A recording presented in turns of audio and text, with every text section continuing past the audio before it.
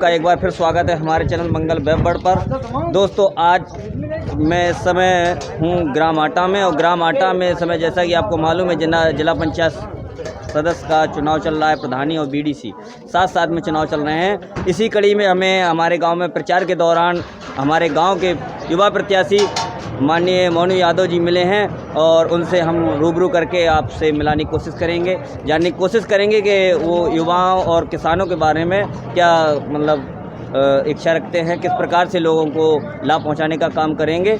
इसी आपका स्वागत है हमारे चैनल मंगल वेब वर्ड पर।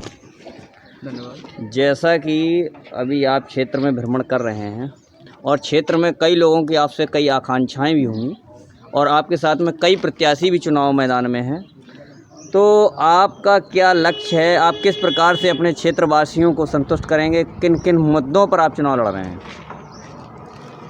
राजनीति चुनाव चाहे कोई भी हो, मुद्दा विकास ही होता है। और जो भी लोग राजनीति में आते हैं उनका निजी मकसद चाहे कुछ हो, लेकिन समाज में तो यही बता के आते हैं कि हम विकास करेंगे। और राजनीति का रियल पर्पज़ भी यही है कि अगर आदमी राजनीति में आगे बढ़ना चाहता है तो चुनाव आप कैसे भी जीत सकते हैं। जी जी।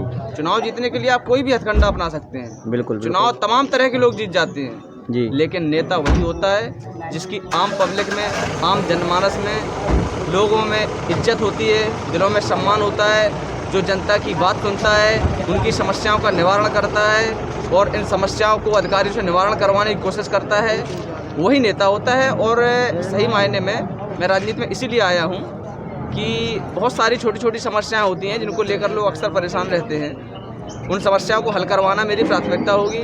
क्षेत्र में विकास के जो अधूरे कार्य पड़े हैं उनको पूरा करवाना मेरी जिम्मेदारी होगी। यही मेरी प्राथमिकता है और आगे राजनीति में युवाओं का साथ लेकर इसी तरह आगे बढ़ना चाहता हूँ। जी, जैसे कि सबसे पहली बात, अपना जो क्षेत्र है एक कृषि प्रधान क्षेत्र है और अधिकांशतः लोग खेतीबाड़ी से जुड़े हुए हैं, और आवारा जो पशु हैं हमारे किसानों की दिन रात की मेहनत को बर्बाद कर रहे हैं। तो इन पशुओं के बारे में कोई आपके पास प्लानिंग है कि किस प्रकार से लोगों से मतलब किसानों को निजात दिलाएंगे?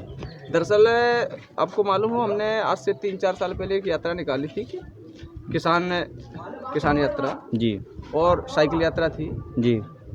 और उससे यात्रा का उद्देश्य यही था कि किसानों को सुरक्षित तभी किया जा सकता है जब उनकी फसलों को बचाया जाए।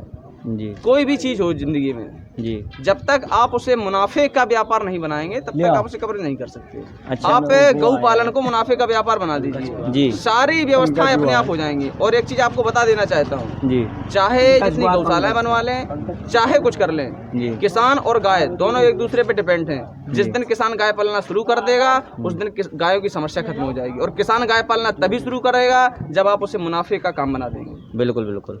और जैसे कि आप एक युवा लीडर हैं, और युवा जो हैं उनकी आपसे कई इच्छाएं हैं, आकांक्षाएं हैं, कई उम्मीदें हैं, तो इन युवाओं के बारे में आप कुछ कहना चाहेंगे? मतलब मैं सभी युवाओं को सिर्फ एक ही बात बताता हूँ, मुझे आप अपना संकट मोचक मत मानिए।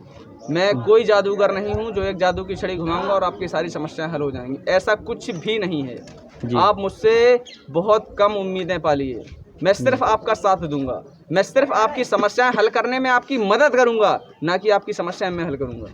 कोई कुछ नहीं कर सकता जब तक आप स्वयं नहीं चाहते। इसलिए मैं युवाओं को इस बात की प्रेरणा देता हूं, आप मुझसे कम से कम उम्मीदें कीजिए। आप मेरे साथ इसलिए मत लगिए कि मैं आपकी सारी समस्याओं को हल कर दूं, बल्कि मैं आपकी समस्याओं को हल करने में आपका साथ दूंगा। ये मेरा वादा है, ये मैं करता हूँ। जी, यही मेरा तरीका है। चलिए, आपके विचार बहुत अच्छे हैं और उम्मीद करते हैं कि लोग आपसे कुछ सीखेंगे, कुछ लेंगे।